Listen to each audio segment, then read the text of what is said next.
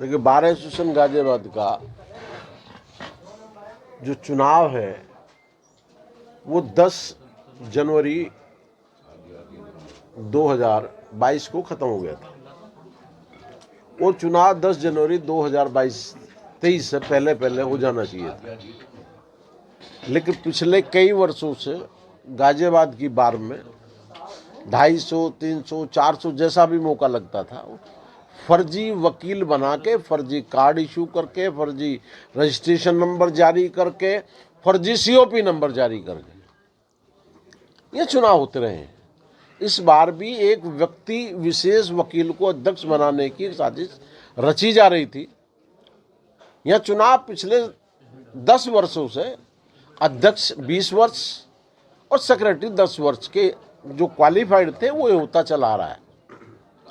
नए लड़के चुनाव लड़ते हैं, लड़ना चाहते हैं, मेहनत कर रहे हैं, उनको कईयों को बाहर रह जाएं, वो चुनाव ना लड़ें, इसलिए एक साजिश के तहत आयु बढ़ाने की कोशिश की गई, 25 और 15 करने की।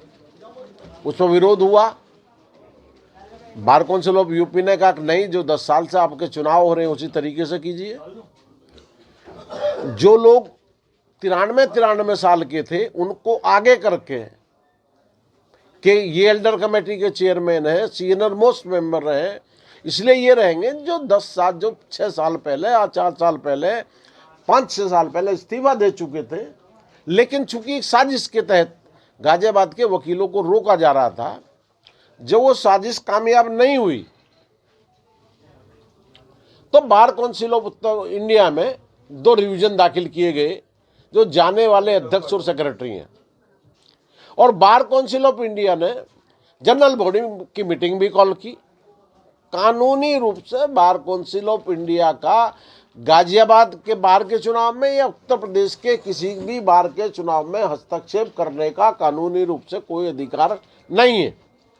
जब ये लोग नहीं बाज आए, जब ये लोग मानने के किसी सूरत में तैयार नहीं थे, एक सूची जारी की गई यहाँ 3100 मेंबर की, और उस सूची में 700 लोगों की जगह खाली छोड़ी गई, दिखाने के लिए कि उन 700 में किसी को भी भरा जा सकता है उनका नाम।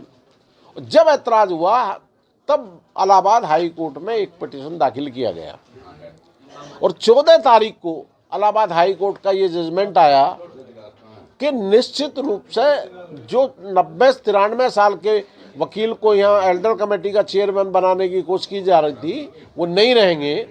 उनको हाई कोर्ट ने मना कर दिया और श्री रामोतार गुप्ता को हाई कोर्ट ने एल्डर कमेटी का चेयरमैन माना और उनको ये निर्देश दिया कि वो 3 दिन में एल्डर कमेटी घोषित करें